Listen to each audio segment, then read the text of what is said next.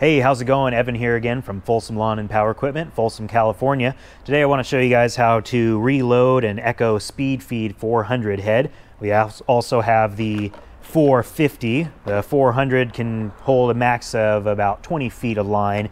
The 450 can hold 25.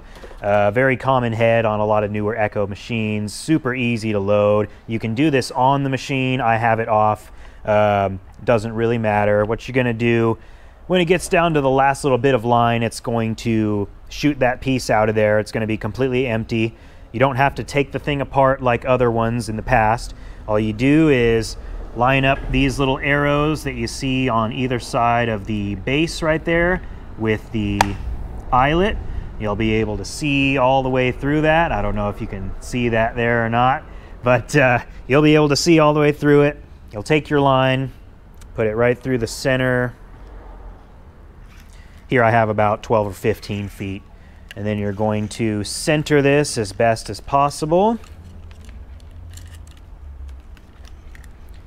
Probably right about there.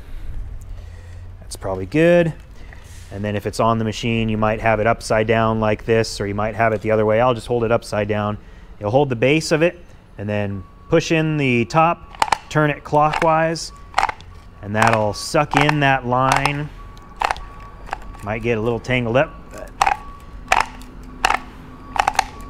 just keep going till you're at the desired length.